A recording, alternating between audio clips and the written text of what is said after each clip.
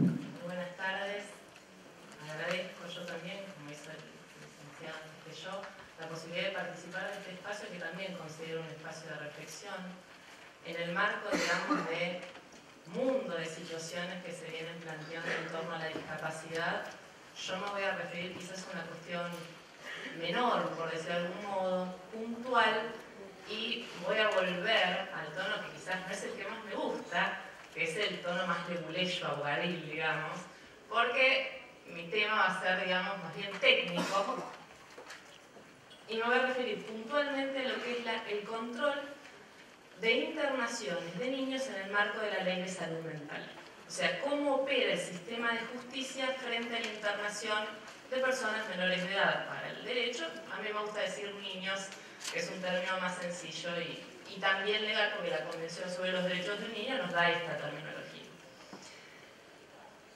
¿Cómo regula en general la Ley de Salud Mental las internaciones y el control de estas internaciones? Hace una distinción y considera, por un lado, aquellas internaciones a las que llama voluntarias, es decir, donde hay consentimiento informado del paciente en la internación, y en este caso, por considerar esta misma voluntariedad, el control judicial aparece diferido en el tiempo, es decir, no es inmediato.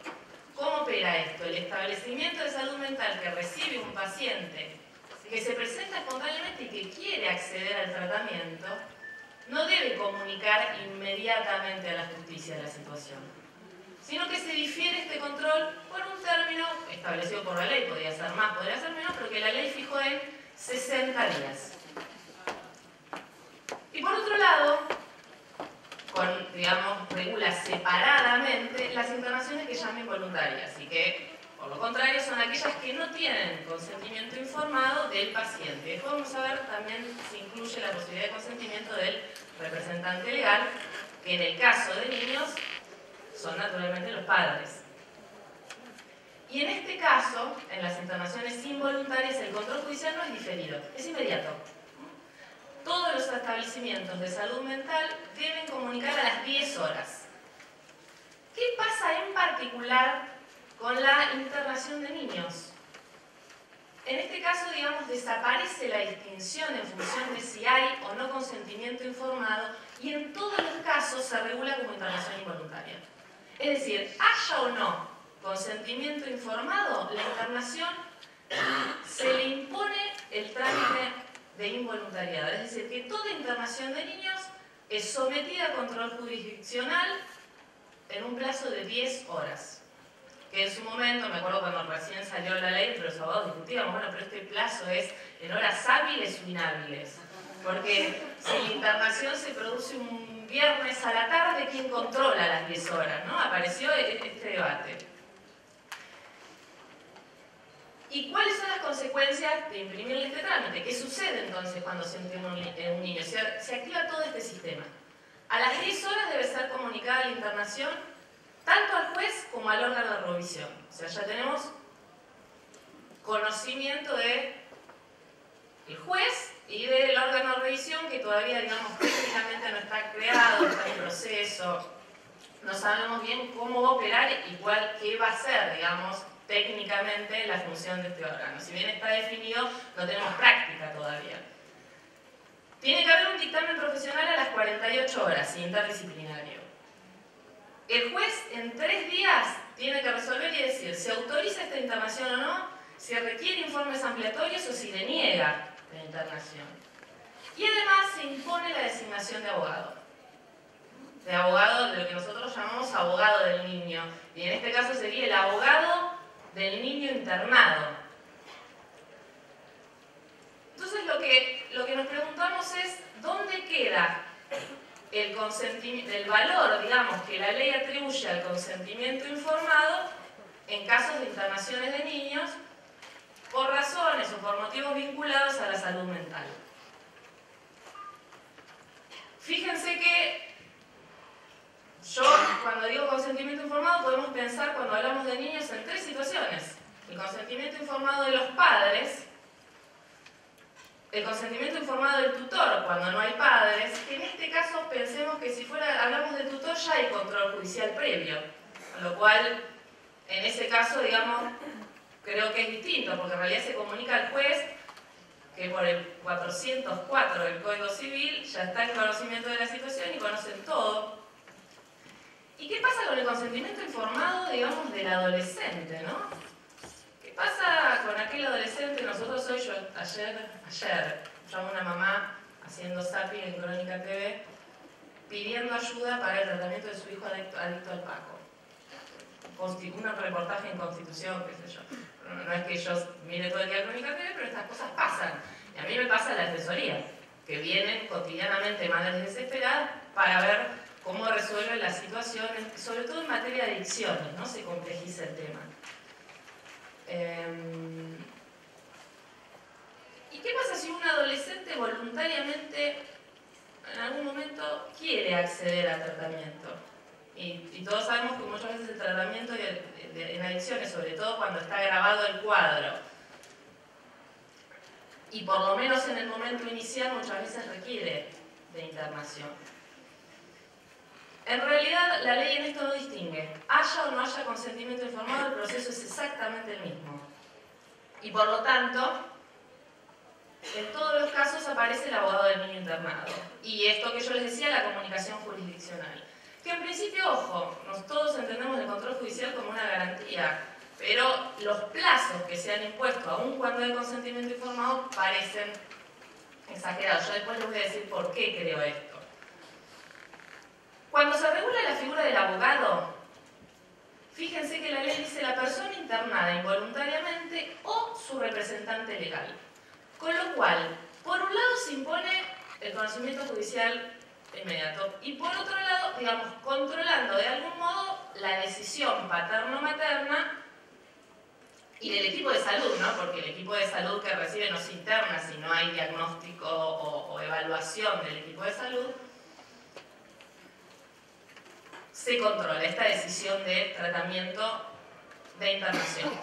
¿Por qué? Porque evidentemente la internación se entiende como un recurso de excepcionalidad y creo que en esto estamos todos de acuerdo. Nadie va a creer que la primera medida o el primer camino que se toma en estos casos es la internación. En realidad, el criterio de excepcionalidad de la internación como medida de tratamiento evidentemente es excepcional y debe serlo. Ahora, si la persona internada no designa abogado y los representantes legales, que en general no lo hacen porque papá y mamá están más ocupados en atender la salud del hijo que en buscar abogado para que lo atienda, aparece la obligación estatal de designar abogado. Con lo cual, fíjense las intervenciones, ¿eh? Se interna un niño, a las 10 horas tenemos juez, órgano de revisión, abogado, Ministerio Público de Menores, que somos nosotros, y todo un aparato interviniendo en torno a la situación de ese mismo niño. Cuando muchas veces, digamos, el acto puede ser un acto regular de tratamiento, que muchas veces inclusive se prolonga muy poco.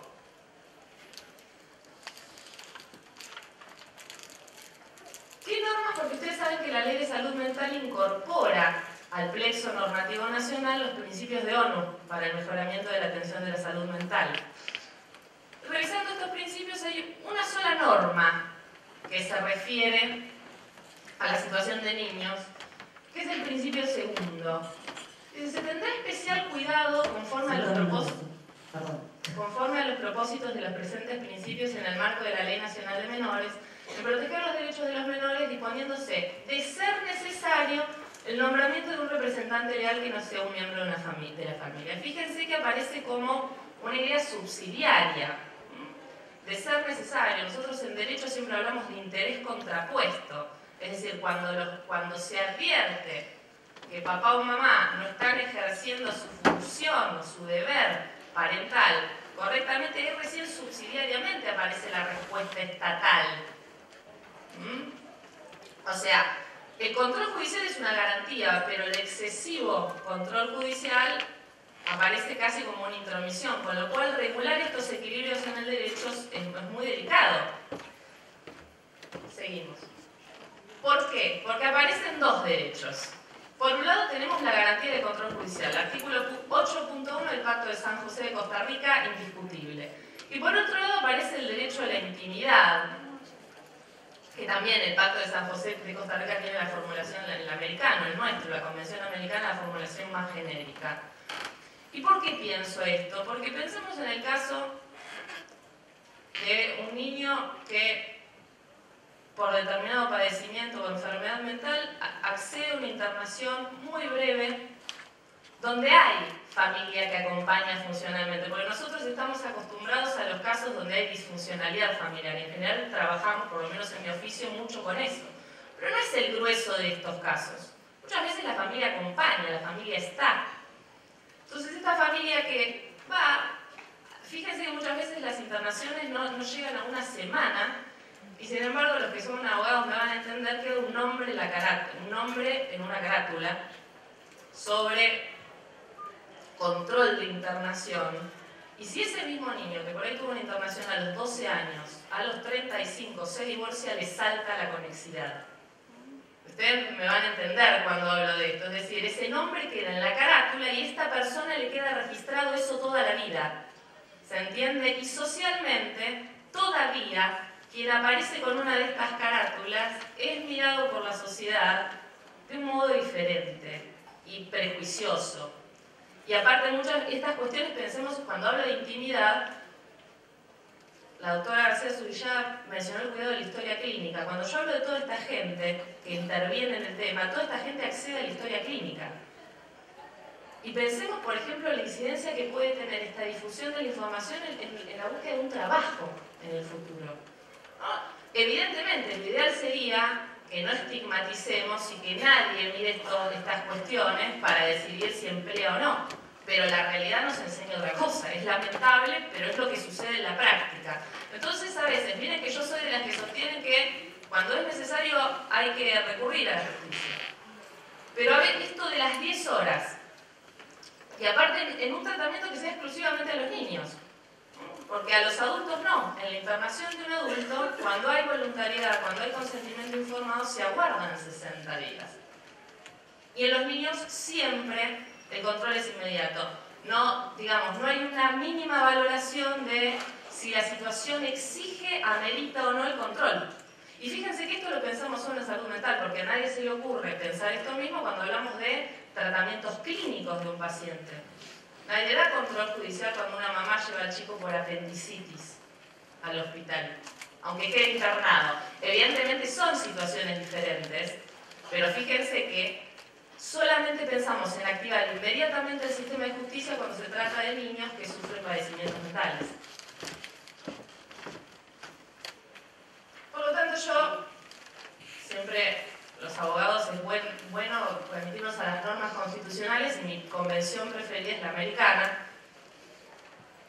El artículo 19 que nos dice que todo niño tiene derecho a las medidas de protección que su condición requiere, ¿por parte de quiénes? Y fíjense en el orden: familia, sociedad y Estado.